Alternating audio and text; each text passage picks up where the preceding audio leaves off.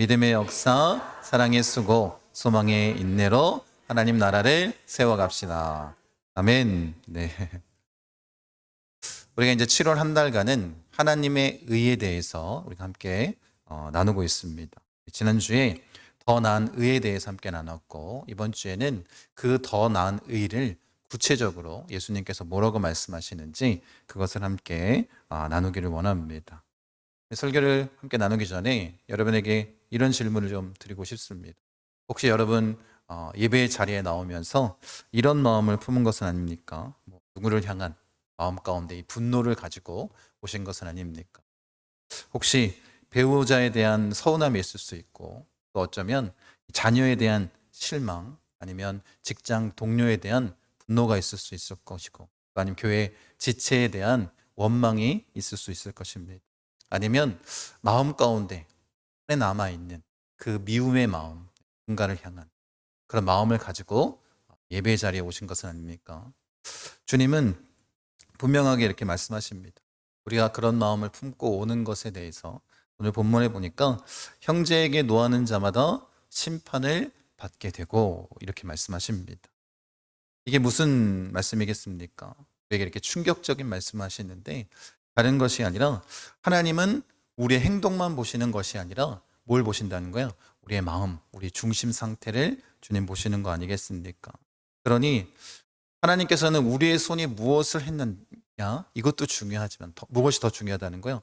우리의 마음의 상태가 어떤지가 훨씬 더 중요하다라고 말씀하십니다. 우리의 마음이 무엇을 품고 있는지 그것을 우리가 돌아봤으면 좋겠습니다. 그러니 오늘날의 이 말씀에 오늘 함께 나누는 이 말씀의 핵심은 뭐냐면, 그 하나님의 의, 뭐라고 말씀하고 있냐면 마음의 법에 대해서 지금 말씀해 주고 계십니다. 예수님께서 본문 21절에 보면 먼저 율법의 말씀을 인용하여 이렇게 말씀하십니다. 옛사람에게 말한 바 살인하지 말라. 아마 모세를 통해서 그 율법을 주어주실 때, 특히 이 십계명 가운데 기록되어 있는 이 말씀 아니겠습니까? 그러니 이 율법에 대한 것들은 사람들이 다 알고 있었고, 유대인들이라면 그것을 지켜야 된다라는 생각을 갖고 있었습니다. 특히 바리새인들이 얘기했던 것은 뭐냐면, 그 살인하지 말라라는 계명, 이 행동만 하지 않으면 그 계명을 지킨 것이다 라고 율법을 해석하며 가르쳤습니다. 그런데 예수님께서 22절에 뭐라고 선언하시면 이렇게 말씀하시는 거예요. 나는 너희에게 이르노니 형제에게 노하는 자마다 심판을 받게 되고, 이렇게 말씀하십니다. 나는 너희에게 이르노니. 이 말씀이 왜 중요하냐면, 구약에 보면 선지자를 통해서 하나님 말씀을 대언할 때 뭐라고 얘기하고 있습니까? 여호와께서 이같이 말씀하시되, 아니면 이르시되 하면서 예언자들이 그렇게 하나님의 말씀을 대언하며 말씀을 선포했습니다. 그런데 오늘 예수님 뭐라고 말씀하시냐면 나는 너희에게 이르노니, 이렇게 말씀하십니다. 그러니 그 하늘의 권세, 하나님으로서 우리에게 그 말씀을 선포하시고 선언하시는 건 아니겠습니까? 우리가 지난주에 나눴던 것처럼 예수님은 율법의 완성자이십니다. 그러니까 어떻게 해요? 그 율법에 대해서 우리에게 온전하게 선언하십니다. 나는 너희에게 이르노니. 우리가 그 권위에 순종하고 그 말씀에 온전히 순종하며 나가는 자가 되기를 원합니다. 예수님께서는 이 살인의 문제를 이 마음의 분노까지 확장하셨는데, 지금 본문의 이 노하다라는 이 단어는 단순히 일순간에 일어나는 감정이 아닙니다. 갑자기 확 분노가 올라오는 그것을 얘기하는 것이 아니라 지속적인 분노를 얘기하는 거예요. 마음속에 자리 잡고 있는 그 분노, 그 한 사람을 향한 그 미움이 계속 쌓인 것입니다. 그 분노에 대해서 얘기하고 있습니다. 그럼 예수님께서는 이 마음속의 분노를 뭐하고 연결시키냐면 이 살인과 연결시켜서 말씀해 주고 있다는 거예요. 왜냐하면 이 살인은 분노에서 시작하기 때문입니다. 그런 미움이 계속 쌓이다가 결국엔 그것이 폭발해서 행동으로 옮겨지는 것이 살인 아니겠습니까? 어느 날 갑자기 일어나는 것이 아니라 그렇게 행동으로 마음의 분노가 표출되는 것이라고 주님 말씀하시는 것입니다. 곧 분노는 살인의 씨앗 아니겠습니까? 여러분, 그렇게 주님께서 이 문제에 대해서 말씀해 주고 계신 거예요. 하나님 나라의 의는 행동의 열매로만 맺혀지는 거 아닙니다. 마음의 씨앗을 지금 다루고 있는 거예요. 우리가 어떤 씨앗을 품고 있는지. 그래서 이 살인의 열매를 막으려면 분노의 씨앗을 마음 가운데에서 제거해야 된다라고 말씀하고 있는 건 아니겠습니까? 이것이 바로 주님이 말씀하신 마음의 법입니다. 그럼 예수님께서는 모든 분노를 죄라고 말씀하신 것은 아닙니다. 에베소서 4장에 보면 분을 내어도 죄를 짓지 말고 라고 말씀하십니다. 그러니까 분 자체가 죄라고 말씀하신 것이 아닙니다. 예수님도 어떻게 하셨어요? 성전에서 분노하셨습니다. 불의를 향한 분노, 죄를 향한 분노. 이것은 의로운 분노입니다. 이것에 대해서 말씀하시는 것이 아니라 예수님께서 지금 말씀하시는 본문 가운데 말씀하신 분노는 뭐냐면 형제를 향한 분노를 말씀하고 있는 거예요. 사람을 향한 분노입니다. 그 분노의 마음을 품고 있는 건 그것이 바로 심판의 대상이 된다라고 말씀하시는 것입니다. 왜냐하면 그 분노가 누구를 향하고 있는 거예요? 사람을 향하고 있는데 그 사람은 하나님의 형상을 따라 창조한 하나님께서 창조하신 그런 사람들 아니겠습니까? 하나님이 사랑하시는 그 사람을 향한 분노이기 때문에 주님께서 책망하시는 거 아니겠습니까? 그래서 요한일서 3장 15절에 보면 이것에 대해서 사도 요한이 더욱더 분명하게 예수님의 말씀을 이렇게 선언하고 있습니다. 같이 한번 읽어보겠습니다. 그 형제를 미워하는 자마다 살인하는 자니 살인하는 자마다 영생이 그 속에 거하지 아니하는 것을 너희가 아는 바라. 예수님의 말씀을 더 직접적으로 선언하는 거예요. 형제를 미워하는 자는 살인하는 자입니다. 손으로 사람을 죽이지 않아도 마음속에 미움을 품고 있으면 이미 살인한 것입니다. 그러니 어떻게 해요? 그 영생이 그 속에 거하지 않게 된다. 심판을 받게 될 것이다. 영원한 생명을 누릴 수 없다. 라고 말씀하는 것 아니겠습니까? 여러분, 나는 살인한 적이 없어. 라고 말할 수 있을지 모르겠지만 지금 예수님께서는 그 마음의 분노까지도 심판받게 될 것이다. 라고 분명하게 말씀하고 있는 것입니다. 여러분의 마음에 형제를 향한 이 미움이, 이 분노가 계속 남아있다면 우리가 어떻게 된다고요? 심판받을 수밖에 없다라고 주님은 말씀하십니다. 여러분, 모든 지킬 만한 것 중에 더욱 내 마음을 지키라. 생명의 근원이 이에서 남이다 라고 솔로몬은 이야기하고 있습니다. 여러분, 마음은 생명의 근원인 거예요. 마음에서 선한 것이 나오고 선한 삶의 모습이 흘러나오는 것입니다. 마음에서 악한 것이 나오면 악한 삶이 흘러나올 수밖에 없는 거예요. 그 마음을 우리가 지켜야 되지 않겠습니까? 그러니 하나님 나라의 의를 지키는 것, 이 마음을 관리하는 것부터 우리가 시작해야 되지 않겠습니까? 행동도 중요하지만 그에 앞서서 우리의 마음을 지켜 행하는 것, 그것이 더욱 중요합니다. 그래서 예수님께서 이렇게 말씀하시는 건 아니겠습니까? 여러분이 잘 알고 있는 대로 1912년에 타이타닉호가 출항을 했습니다. 당시에 가장 뛰어난 모든 기술을 집약해서 가장 거대하게 그렇게 배를 만들어서 출항을 했습니다. 그런데 이 배가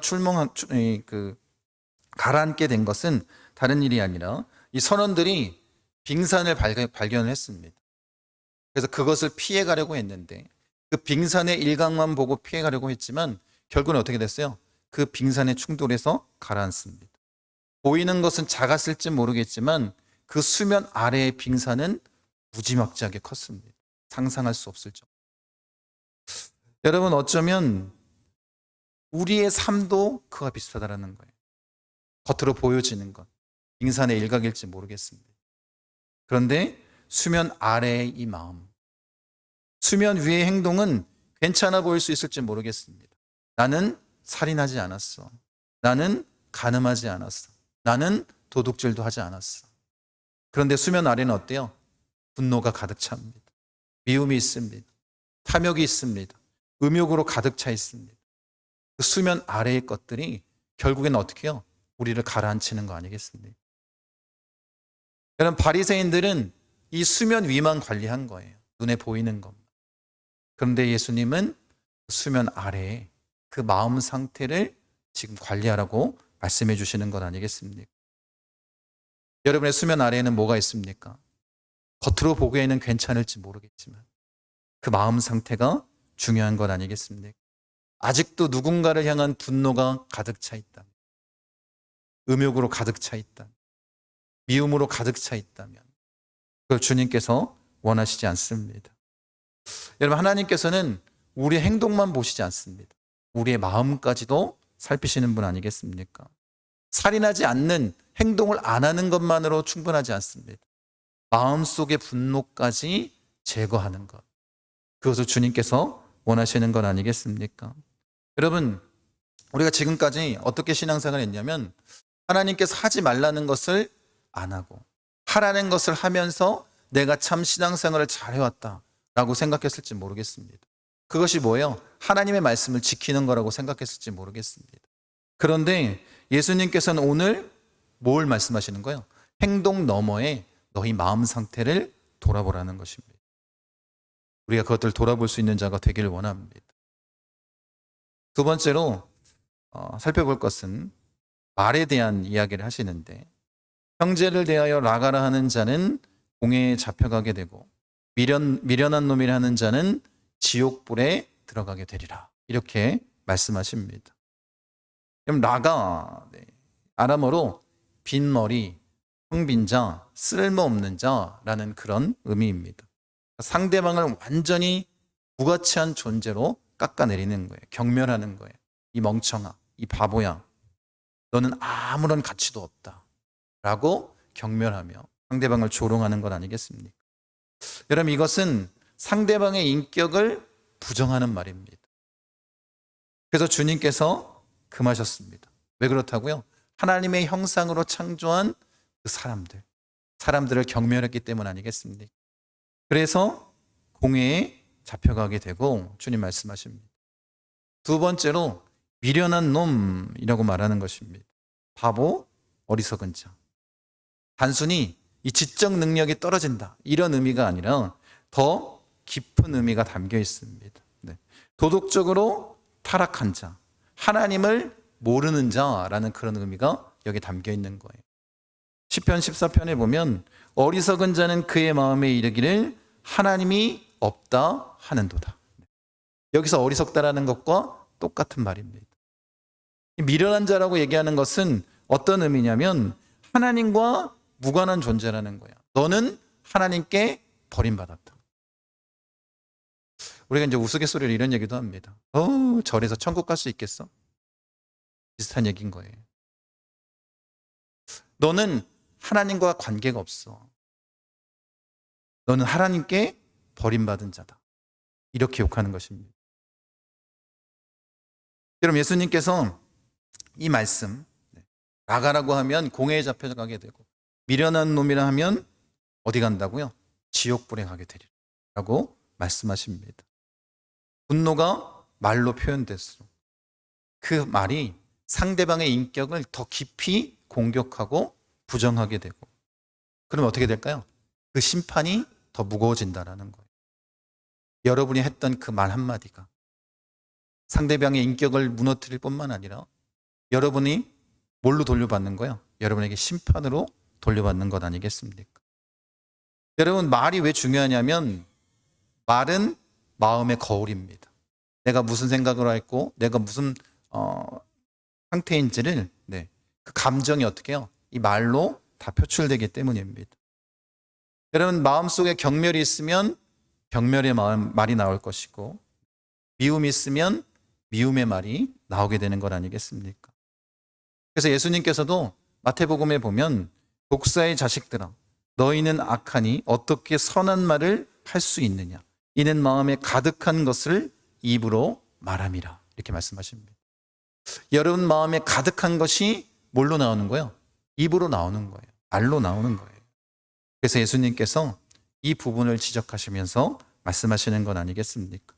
그러니 여러분, 여러분의 말을 바꾸려면 어떻게 해야 되겠습니까? 조심하는 것으로는 부족한 거예요. 뭘 바꿔야 될까요? 여러분의 마음을 바꿔야 됩니다. 여러분의 말을 바꾸길 원한다면 여러분의 마음 상태를 바꾸시기 바랍니다. 야고보서 말씀 같이 한번 읽어보도록 하겠습니다.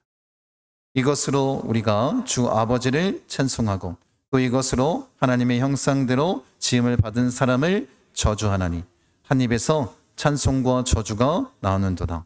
내 형제들아 이것이 마땅하지 아니하니라. 말의 이중성을 보여주고 있습니다. 여러분 야고보가 우리 말의 이중성에 대해서 얘기하고 있는 거예요. 같은 입으로 뭐 한다는 거예요? 하나님을 찬양하고 하나님의 형상으로 지은 사람들을 저주하고 있다라고 말하고 있는 것 아니겠습니까? 여러분 예배 시간에 할렐루야를 외치고 은혜 받았습니다. 그렇게 손들고 찬양하고 그렇게 나아가지만 가정에서 돌아와서 가족들에게 상처를 주고 또 욕을 하고 친구들에게 직장 동료에게 그렇게 말을 한다면 야고보는 뭐라고 얘기하고 있어요? 이것은 마땅하지 않다라고 분명히 말하고 있습니다. 여러분 한 입에서 찬양이 나오고 또 저주가 나오는 것은 우리의 마음이 분리되어 있기 때문입니다. 나눠져 있기 때문입니다. 어떻게 나눠져 있냐면 하나님을 향한 마음과 사람을 향한 마음이 다르기 때문입니다. 예배 시간의 마음과 일상의 마음이 다른 거예요. 더 나은 의의는 뭐냐면 이 이중성을 극복하는 것입니다. 예배 시간의 마음과 일상의 마음이 똑같아야 되는 거예요. 하나님을 찬양하는 마음과 사람을 대하는 마음이 동일해야 된다는 거예요. 하나님을 사랑하는 그 마음으로 하나님이 창조하신 사람도 사랑해야 되는 거예요.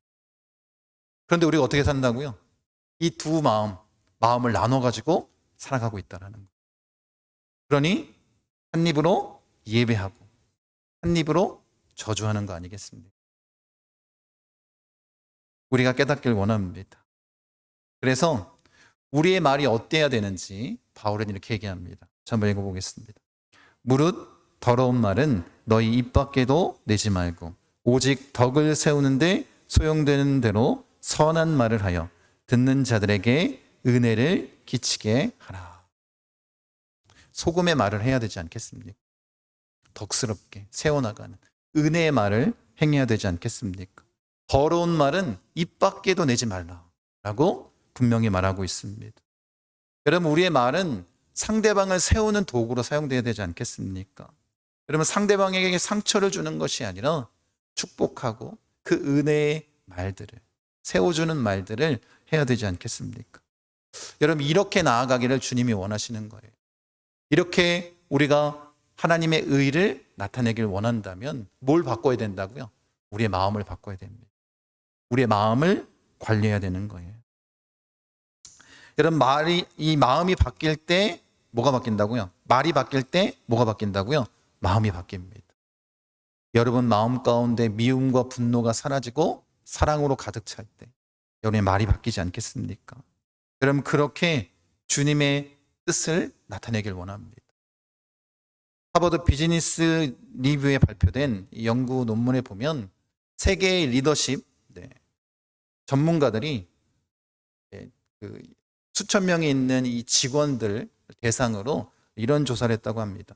이 연구의 핵심 질문은 뭐였냐면 당신의 상사가 한 말 중에 가장 오래 기억 남는 말은 무엇입니까? 이런 질문이었어요. 여러분 우리가 생각했을 때는 막 칭찬받고 뭔가 잘한 것 같은 그런 말들을 기억할 것으로 생각할지 모르겠지만 그런 말은 안중에도 없고 가장 기억에 남는 건 뭐냐면 상처를 준 말이었다라는 거예요. 한 사람이 이렇게 얘기합니다.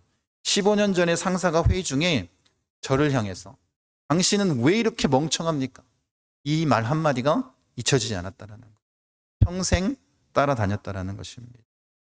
여러분 예수님께서 라가 미련한 놈이라고 말을 하면 심판의 대상이 된다라고 이유가 무엇이냐면 그 말 한마디가 어떻게 한다는 거예요? 그 인격을 무너뜨릴 수 있다는 거예요. 그 한 사람이 어떻게 해요? 말 한마디 때문에 15년이 넘는 시간에 얽매여 산 건 아니겠습니까? 여러분 우리가 이것을 기억했으면 좋겠습니다. 단순한 말이 아니라 단순한 욕설이 아니라 그 말들은 하나님의 형상으로 지으신 사람의 인격을 파괴하는 말입니다. 이것을 기억하셨으면 좋겠습니다. 여러분, 그러니 우리의 말은 단순한 소리가 아닙니다. 우리의 말은 마음의 거울인 거예요. 우리의 마음 상태를 드러냅니다. 여러분, 상대방을 무너뜨리는 그 말은 마음속의 분노를 표출한 거예요. 여러분, 꼭 기억하십시오. 마음이 바뀔 때 우리의 말이 바뀝니다. 여러분의 마음을 관리하는 자들이 되기를 원합니다. 그러니 여러분, 내가 오늘부터 말을 바꿔야지 이렇게 생각하지 마시고 어떻게 해야 된다고요? 내 마음부터 바꾸자 라는 결단을 했으면 좋겠습니다. 그렇게 주님 앞에 나아가 서는 자들이 되기를 원합니다. 마지막으로 살펴볼 것은 주님께서는 예배보다 화목이 훨씬 더 중요하다고 말씀하십니다. 먼저 가서 형제와 화목하고 그 후에 와서 예물을 드리라. 주님 이렇게 말씀하십니다. 어쩌면 오늘 본문의 가장 중요한 말씀이 바로 23절과 24절인 것 같습니다. 분노의 말에 대해서 다루신 이후에 예배에 대해서 말씀하시는 거예요.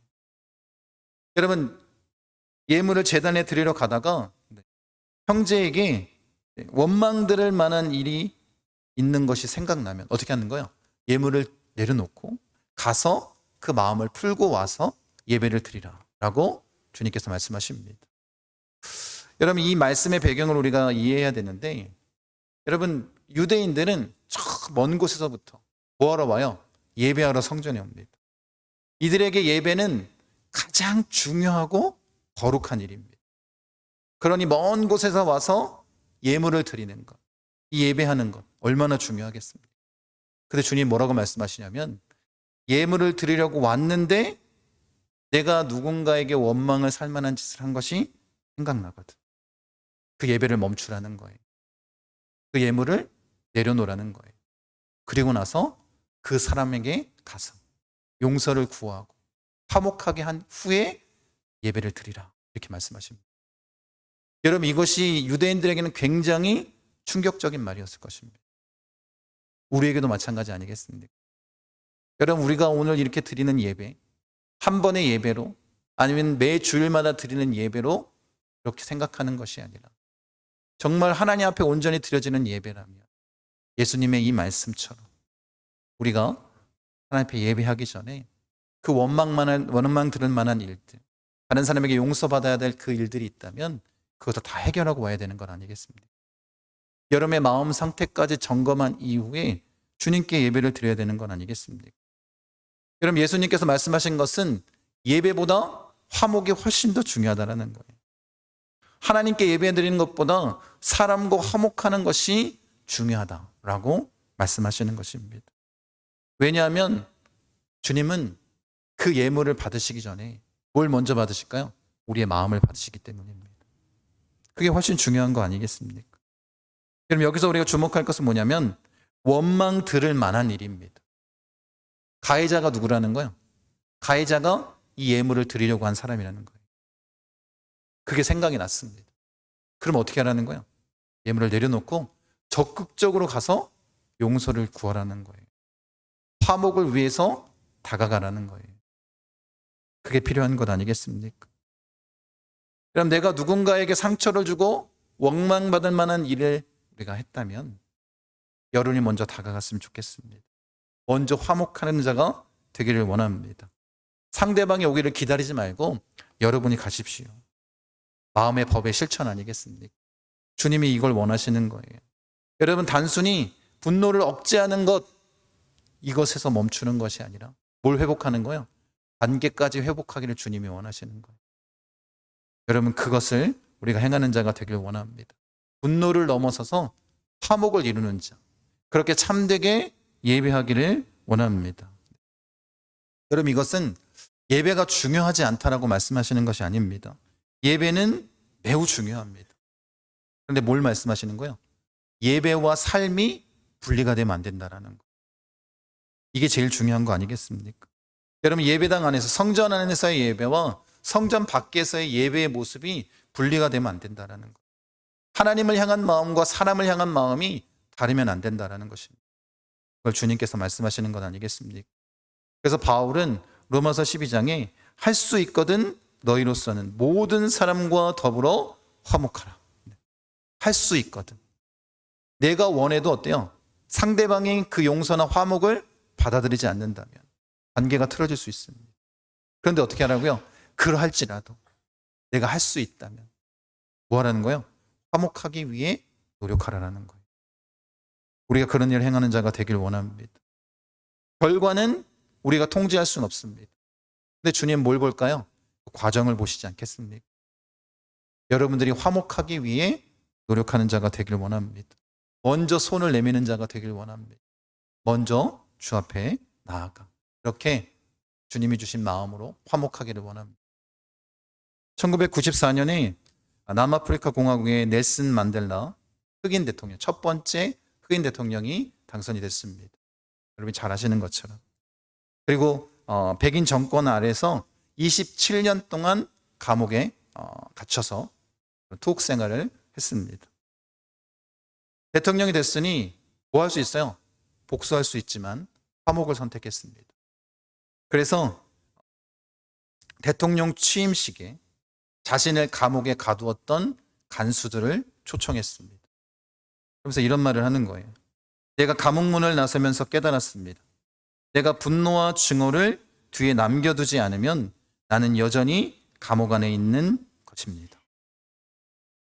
여러분, 그 분노의 마음을 계속 품고 있으면 어때요? 밖에 나와도 감옥에 갇힌 것과 똑같다라는 거예요. 그래서 화해를 신청한 건 아니겠습니까? 여러분이 만약 그런 마음을 계속해서 품고 있다면 여러분 스스로 어디에다 감옥을 가두는 거예요? 감옥에다 여러분들을 가두는 건 아니겠습니까? 여러분, 이 화목은 상대방을 위하기 이전에 누굴 위한 거예요? 바로 나 자신을 위한 거. 여러분이 계속 마음에 담아두고 있으면 뭐 하고 있는 거라고요? 나 스스로 감옥에 가두는 일인 거예요. 분노 아래 갇혀서 살아가지 마시기 바랍니다. 분노의 감옥에서 뛰쳐나오시기 바랍니다. 먼저 가서 형제와 화목하라. 상대방을 위한 것이기도 하지만 누굴 위한 거라고요? 저를 위한 일입니다. 주님은 이것을 원하십니다.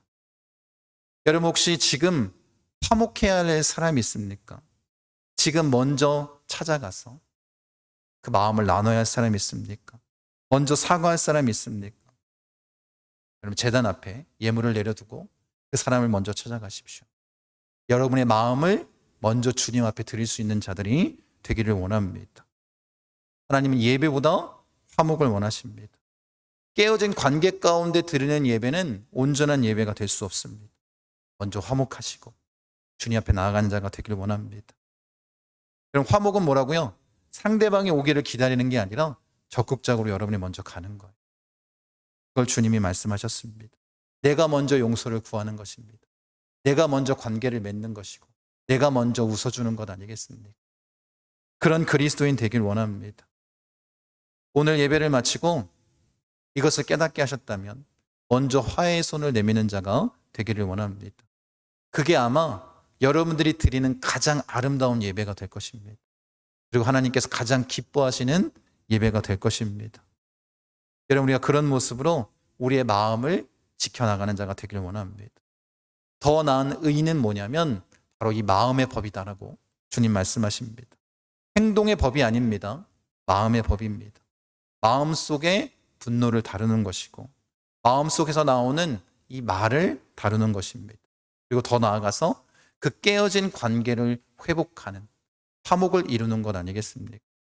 그래서 여러분, 이 자리에서 결단했으면 좋겠습니다. 나는 행동만 관리하는 신앙인이 아니라 이제 마음을 하나님 앞에 내려놓는 자가 되길 원합니다. 나는 마음속에 분노를 품고 있지 않고 이 분노의 마음을 하나님께 내려놓기를 원합니다.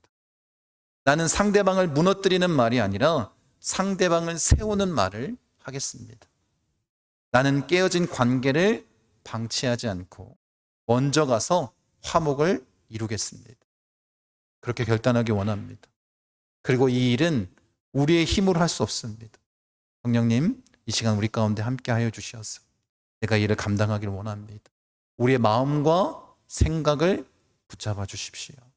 고쳐주시고 온전히 하나님의 뜻대로 내가 나아갈 수 있도록 이 마음의 법, 더 나은 의, 하나님의 의를 실천하는 우리 고순복음 중학교 성령 되시기를 간절히 축원합니다.